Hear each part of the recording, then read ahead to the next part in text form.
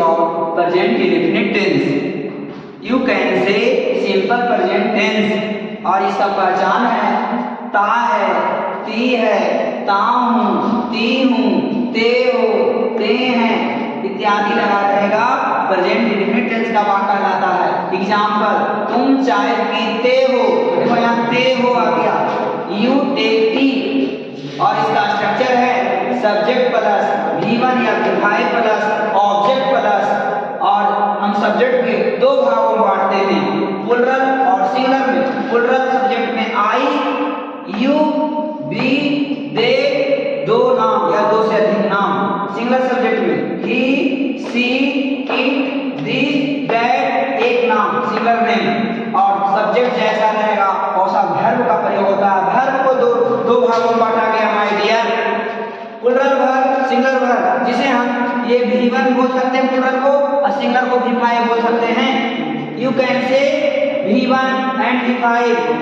Read का singular reads होगा, कम का सिंगुलर कम्स होगा, कुक का सिंगुलर कुक्स हो जाएगा, इट का सिंगुलर इट्स होगा, हेल्प का सिंगुलर हेल्प्स होगा। अगर verb already base form plural में होती है और उसे हम सिंगुलर बनाने के लिए एस लगाते हैं और कुछ में ईएस भी लगाया जाता है, जिसमें लगेगा अगर वर्ब के अंत में ओ, CH, SH, double S, X और Z लगा रहे तो ईएस लगाया जाता है माय डियर फ्रेंड। और ये इसको ईएस को जब पढ़ सकते उच्चारण कर सकते हैं। जैसे गो, गो का गोज ईएस लगेगा, भेक्स, भेक्स का भेक्सेज, वास, वास का वासेज, टीच, टीचेज। जैसे एग्जांपल हम देते हैं, एक तुम अंग्रेजी पढ़ते हो तो तुम है जो यू है, यू किस सब्जेक्ट का परिवार है, प्लुरल सब्जेक्ट का है तो यू हो गया। और पढ़ना का क्या होगा, रीड। लेकिन रीड होगा कि रीड्स होगा, क्योंकि यू मेरा प्लुरल है तो प्लुरल वर्ब चाहिए, प्लुरल रीड होगा। इंग्लिश का इंग्लिश, इसमें सब्जेक्ट यू हुआ और रीड हो गया वर्ब, अंग्रेजी हो गया ऑब्जेक्ट। यू रीड इंग्लिश और वह अंग्रेजी पढ़ता है तो वह हो गया मेरा सिंगुलर सब्जेक्ट। तो सिंगुलर सब्जेक्ट तो सिंगुलर वर्ब होगा, ही रीड नहीं रीड्स होगा, ही रीड्स इंग्लिश। तो मैं तुम्हें मदद करता हूँ, मैं सब्जेक्ट हो गया आई और मदद करना वर्ब हुआ हेल्प आ जाएगा और ऑब्जेक्ट यू हो जाएगा। आई हेल्प यू, मैं तुम्हें मदद करता हूँ। आई प्लुरल सब्जेक्ट है इसलिए प्लुरल वर्ब आया, हेल्प आया। अगर ही रहता तो हेल्प हो जाता, राम रहता तो हेल्प हो जाता, माय फादर रहता तो हेल्प हो जाता। सिंगुलर सब्जेक्ट कोई भी आता तो हेल्प हो जाता, लेकिन प्लुरल में प्लुरल चाहिए, आई हेल्प। उसी तरह से वह मुझे मदद करती है, यहाँ सब्जेक्ट सिंगुलर हो गया, सी हेल्प्स मी। यहाँ हेल्प में एस आया, क्यों? क्योंकि सब्जेक्ट मेरा सिंगुलर है। सब्जेक्ट के दो भागों में बांट दिया गया था, पीछे वीडियो में देखा गया कि सब्जेक्ट दो भागों में बांटा गया था। तो HW है माय फ्रेंड, ये बना करके आप लोग जाना है। तुम यहाँ आते हो, वह यहाँ आता है, मेरी बहन हिंदी पढ़ती है, मैं स्कूल जाता हूँ, मेरा भाई स्कूल जाता है, वह पटना में रहता है, हम लोग भारत में रहते हैं। इसमें कुछ सब्जेक्ट प्लुरल है और कुछ सिंगुलर है, ध्यान दे करके बनाना होगा आप लोग को। आगे चलते हैं, हेल्पिंग वर्ब है।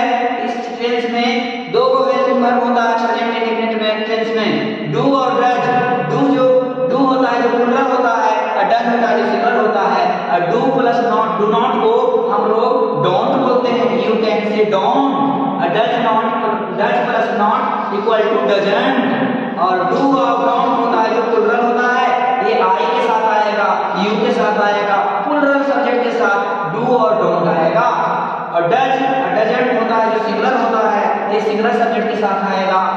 और डू डज का प्रयोग दूसरा वाक्य से होता है, वाक्य होता है माय डियर। जैसे तुम अंग्रेजी बोलते हो, तुम अंग्रेजी नहीं बोलते हो, क्या तुम अंग्रेजी बोलते हो, क्या तुम अंग्रेजी नहीं बोलते हो, तुम क्यों अंग्रेजी बोलते हो, तुम क्यों नहीं अंग्रेजी बोलते हो। देयर आर 6 सेंटेंसेस, 6 वाक्य होता है। एक वाक्य को 6 तरह से बोलते हैं। You speak English, you don't speak English, do you speak English, don't you speak English, why do you speak English, why don't you speak English. जब हम डू डज का प्रयोग दूसरा वाक्य से करते हैं, पहला वाक्य में डू डज नहीं लगाएंगे और